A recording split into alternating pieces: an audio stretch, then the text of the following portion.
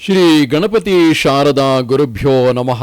ಶ್ರೀರಾಮ ರಾಮ ರಾಮೇತಿ ರಮೇ ರಾಮೇ ಮನೋರಮೆ ಸಹಸ್ರನಾಮ ತತ್ತುಲ್ಯಂ ರಾಮನಾಮ ವರಾನನೆ. ಶ್ರೋತೃಗಳಿಗೆ ಶ್ರೀಮದ್ ವಾಲ್ಮೀಕಿ ರಾಮಾಯಣದ ಸುಂದರ ಕಾಂಡದಲ್ಲಿ 39ನೆಯ ಸರ್ಗಕ್ಕೆ ಸ್ವಾಗತ. ಹಿಂದಿನ ಸರ್ಗದಲ್ಲಿ ಕಾಕಾಸುರ ವೃತ್ತಾಂತವನ್ನು ಹೇಳಿದ ಸೀತಾದೇವಿಯು ನಂತರ ಶ್ರೀರಾಮನ ಗುರುತಿಗಾಗಿ ತನ್ನಲ್ಲಿದ್ದ ಚೂಡಾಮಣಿಯನ್ನು ಕೊಡುತ್ತಾಳೆ. ಚೂಡಾಮಣಿಯನ್ನು ಪಡೆದು ಹೊರಟ ಹನುಮಂತನಿಗೆ ಸೀತಾದೇವಿಯು ಈ ಅಧ್ಯಾಯದಲ್ಲಿ, ಈ ಸರ್ಗದಲ್ಲಿ ರಾಮ ಲಕ್ಷ್ಮಣರೇ ಮೊದಲಾದವರು ತನ್ನ ಬಿಡುಗಡೆಗಾಗಿ ಹೊರಡಲು ಪ್ರೋತ್ಸಾಹಿಸುವಂತೆ ಹೇಳಿದುದು.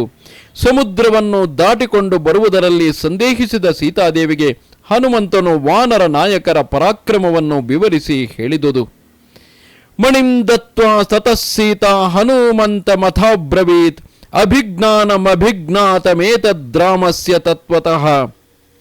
ಚೂಡಾಮಣಿಯನ್ನು ಕೊಟ್ಟ ಬಳಿಕ ಸೀತಾದೇವಿಯು ಹನುಮಂತನಿಗೆ ಹೇಳಿದಳು, ಮಾರುತಿಯೇ, ನಾನೀಗ ಕೊಟ್ಟಿರುವ ಗುರುತು ಶ್ರೀರಾಮನಿಗೆ ಚೆನ್ನಾಗಿ ಗೊತ್ತಿದೆ.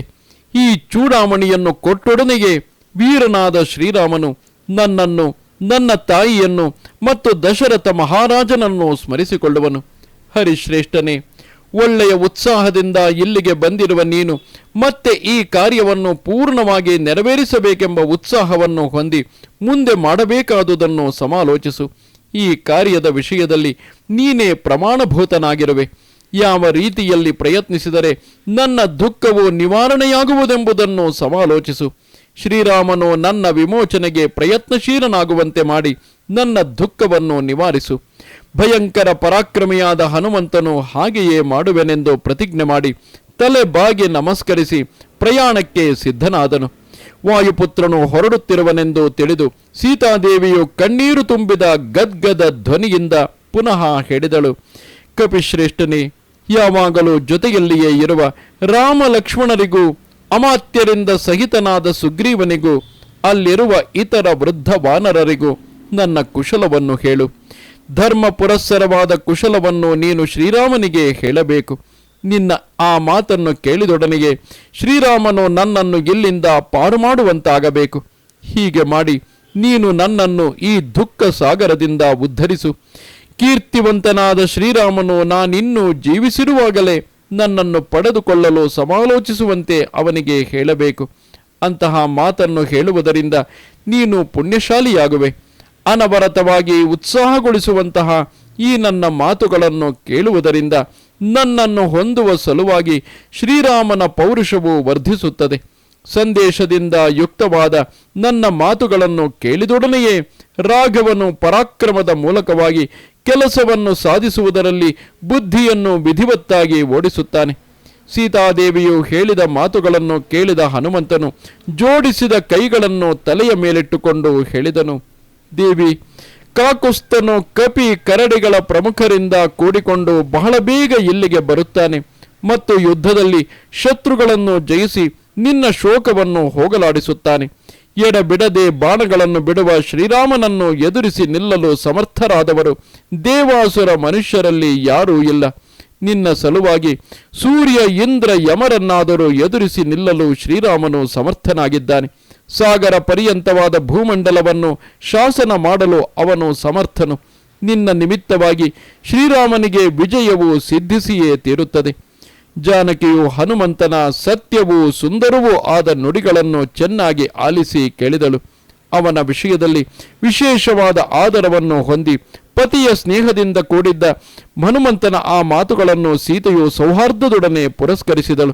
ಪ್ರಯಾಣ ಹೊರಟಿದ್ದ ಹನುಮಂತನನ್ನು ಪುನಃ ಪುನಃ ಅವಲೋಕಿಸುತ್ತಾ ಹೇಳಿದಳು, ವೀರನೇ, ಉಚಿತವೆಂದು ನೀನು ಭಾವಿಸುವೆಯಾದರೆ ಯಾವುದಾದರೂ ನಿಗೂಢವಾದ ಪ್ರದೇಶದಲ್ಲಿ ಇಂದು ವಿಶ್ರಾಂತಿಯನ್ನು ಪಡೆದು ನಾಳೆಯ ದಿನ ನೀನು ಪ್ರಯಾಣ ಮಾಡಬಹುದಾಗಿದೆ. ನಿನ್ನ ಈ ಸಾನ್ನಿಧ್ಯದಿಂದಾಗಿ ಅಲ್ಪ ಭಾಗ್ಯಳಾದ ನನ್ನ ಈ ಅಪಾರವಾದ ದುಃಖವು ಮುಹೂರ್ತ ಕಾಲದವರೆಗಾದರೂ ಕಡಿಮೆಯಾದಂತಾಗುತ್ತದೆ. ನೀನಿಲ್ಲಿ ಇರುವವರೆಗಾದರೂ ನಾನು ಶೋಕವನ್ನು ಮರೆಯುತ್ತೇನೆ.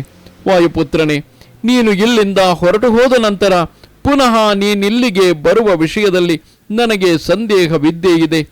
ಶ್ರೀರಾಮನೊಡನೆ ಪುನಃ ನೀನಿಲ್ಲಿಗೆ ಬರದಿದ್ದರೆ ನನ್ನ ಪ್ರಾಣಗಳು ಉಳಿದಿರುವ ವಿಷಯದಲ್ಲಿಯೂ ಸಂದೇಹವಿದೆ.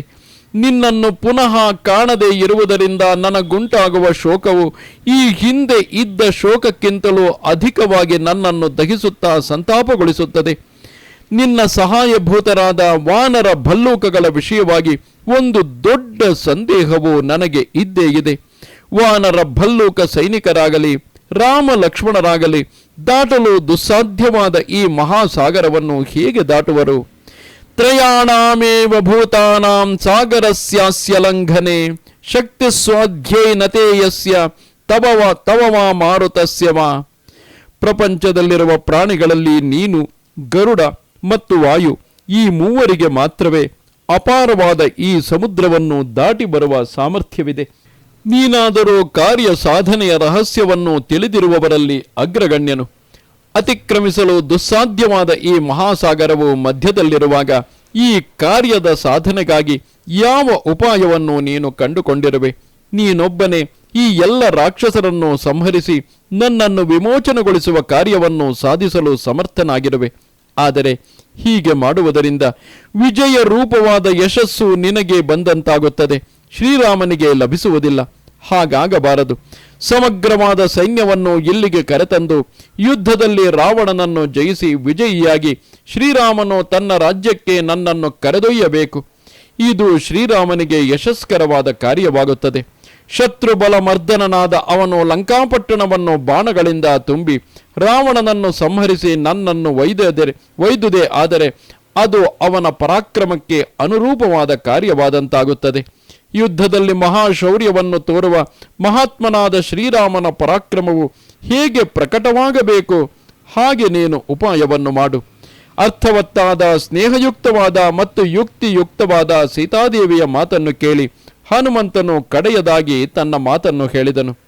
ದೇವಿ, ಕಪಿ ಕರಡಿಗಳ ಸೈನ್ಯಕ್ಕೆ ಅಧಿಪತಿಯಾಗಿರುವ, ಹಾರುವವರಲ್ಲಿ ಶ್ರೇಷ್ಠನಾಗಿರುವ ಸತ್ವ ಸಂಪನ್ನನಾದ ಸುಗ್ರೀವನು ನಿನ್ನ ವಿಮೋಚನೆಯ ಸಲುವಾಗಿ ದೃಢವಾದ ಪ್ರತಿಜ್ಞೆಯನ್ನೇ ಮಾಡಿರುವನು.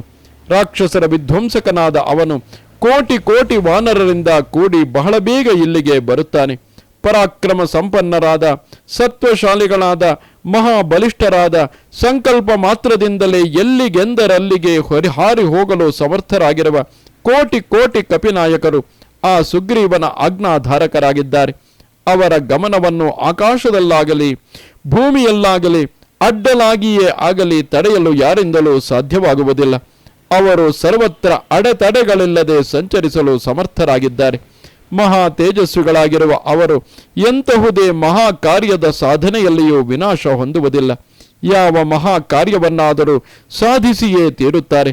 ಮಹೋತ್ಸಾಹಶಾಲಿಗಳಾದ ವಾಯು ಮಾರ್ಗವನ್ನೇ ಅನುಸರಿಸಿ ಸಂಚರಿಸುವ ಸಾಮರ್ಥ್ಯವುಳ್ಳ ಕಪಿಶ್ರೇಷ್ಠರು ಸಮುದ್ರ ಪರ್ವತಗಳಿಂದ ಕೂಡಿರುವ ಈ ಭೂಮಂಡಲವನ್ನು ಹಲವಾರು ಬಾರಿ ಪ್ರದಕ್ಷಿಣೆ ಮಾಡುತ್ತಾರೆ. ಮದ್ವಿಶಿಷ್ಟಾಶ್ಚ ತುಲ್ಯಾಶ್ಚ ಸಂತಿ ತತ್ರ ವನೌಕಸಃ ಮತ್ತಃ ಪ್ರತ್ಯವರಃ ಕಶ್ಚಿನ್ನಾಸ್ತಿ ಸುಗ್ರೀವ ಸನ್ನಿಧೌ. ಸುಗ್ರೀವನ ಬಳಿಯಲ್ಲಿ ನನ್ನ ಶಕ್ತಿಯನ್ನು ಮೀರಿಸಿರುವ ವಾನರ ನಾಯಕರು ಇದ್ದಾರೆ, ನನಗೆ ಸಮಾನ ಬಲರೂ ಇದ್ದಾರೆ. ಆದರೆ ನನಗಿಂತಲೂ ಕಡಿಮೆ ಬಲದವರು ಯಾರೂ ಇಲ್ಲ. ನಾನೇ ಸಮುದ್ರವನ್ನು ಹಾರಿಕೊಂಡು ಇಲ್ಲಿಗೆ ಬಂದಿರುವನೆಂದ ಮೇಲೆ ಮಹಾಬಲರಾದ ಉಳಿದ ಕಪಿಶ್ರೇಷ್ಠರ ವಿಷಯವಾಗಿ ಹೇಳುವುದೇನಿದೆ? ನಹಿ ಪ್ರಕೃಷ್ಟ ಪ್ರೇಷ್ಯಂತೆ ಹೀತರೆ ಜನಾಹ. ಯಾವಾಗಲೂ ಇಂತಹ ಕಾರ್ಯಗಳಿಗೆ, ಅಂದರೆ ದೂತ ಕಾರ್ಯಗಳಿಗೆ ಕಳುಹಿಸುವಾಗ ರಾಜರು ಸಾಮಾನ್ಯರನ್ನು ಕಳುಹಿಸುವರೇ ಹೊರತು ಶ್ರೇಷ್ಠರಾದವರನ್ನು ಎಂದಿಗೂ ಕಳುಹಿಸುವುದಿಲ್ಲ. ಮಹಾ ಸತ್ವಶಾಲಿಗಳಾದ ಪುರುಷ ಶ್ರೇಷ್ಠರಾದ, ಆಗ ತಾನೇ ಉದಯಿಸಿದ ಚಂದ್ರನಂತೆಯೋ ಮತ್ತು ಸೂರ್ಯನಂತೆಯೋ ಪ್ರಕಾಶಮಾನರಾಗಿರುವ ರಾಮ ಲಕ್ಷ್ಮಣರು ನನ್ನ ಬೆನ್ನಿನ ಮೇಲೆ ಕುಳಿತು ನಿನ್ನ ಬಳಿಗೆ ಬರುವರು. ವೀರರಾದ ಅವರು ಜೊತೆಗೂಡಿ ಬಂದು ಲಂಕಾ ಪಟ್ಟಣವನ್ನೇ ಧ್ವಂಸ ಮಾಡಿಬಿಡುವರು. ರಾಘವನು ಸೈನ್ಯ ಸಮೇತನಾಗಿ ಬಂದು ರಾವಣನನ್ನು ಸಂಹರಿಸಿ ನಿನ್ನನ್ನು ತನ್ನ ಪಟ್ಟಣಕ್ಕೆ ಕರೆದೊಯ್ಯುವನು. ದೇವಿ, ಸಮಾಧಾನವನ್ನು ಹೊಂದು, ನಿನಗೆ ಮಂಗಳವಾಗಲಿ.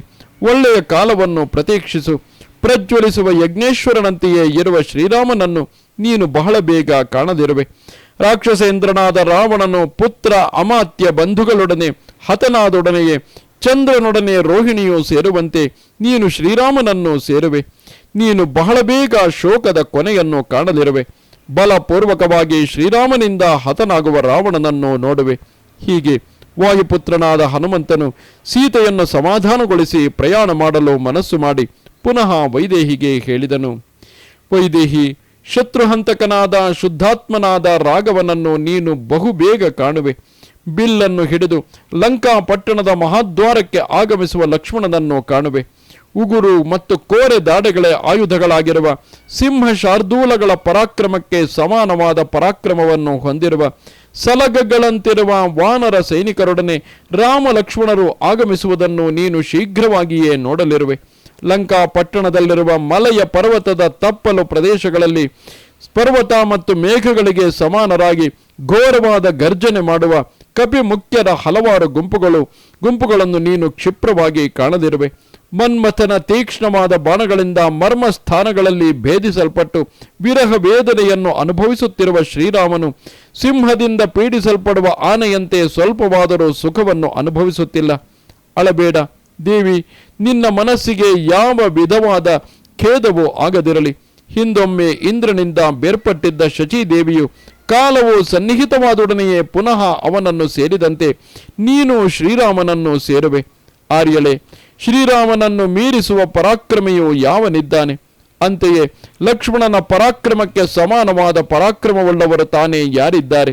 ನಿನಗೆ ಆಶ್ರಯಭೂತರಾಗಿರುವ ಆ ಸಹೋದರರಿಬ್ಬರು ವಾಯು ಅಗ್ನಿಗಳಿಗೆ ಸಮಾನರು. ರಾಕ್ಷಸರಿಗೆ ವಾಸಸ್ಥಾನವಾಗಿರುವ ಮತ್ತು ಮಹಾಭಯಂಕರವಾಗಿರುವ ಈ ಸ್ಥಳದಲ್ಲಿ ನೀನು ಹೆಚ್ಚು ಕಾಲ ಇರಲಾರೆ. ನಿನ್ನ ಪ್ರಿಯನಾದ ಶ್ರೀರಾಮನ ಆಗಮನಕ್ಕೆ ಬಹಳ ಕಾಲವೂ ಬೇಕಾಗುವುದಿಲ್ಲ. ನಾನು ಶ್ರೀರಾಮನ ಬಳಿಗೆ ಹೋಗುವಷ್ಟು ಕಾಲ ಸೈರಣ ಎಂದಿರು. ಶ್ರೀರಾಮನನ್ನು ಸಂದರ್ಶಿಸಿ ನಿನ್ನ ಸಂದೇಶವಾರ್ತೆಯನ್ನು ಅರುಹಿದೊಡನೆಯೇ ಅವನಿಲ್ಲಿಗೆ ಸಪರಿವಾರನಾಗಿ ಬಂದು ಬಿಡುವನು. ಇದು ಶ್ರೀಮದ್ ವಾಲ್ಮೀಕಿ ರಾಮಾಯಣದ ಸುಂದರ ಕಾಂಡದಲ್ಲಿ 39ನೆಯ ಸರ್ಗವು. ನಮಸ್ತೆ ಶಾರದೆ ದೇವಿ ಕಾಶ್ಮೀರ ಪುರವಾಸಿನಿ ತ್ವಾಮಹಂ ಪ್ರಾರ್ಥಯೇ ನಿತ್ಯಂ ವಿದ್ಯಾದಾನಂಚ ದೇಹಿಮೆ. ನಮಸ್ಕಾರ.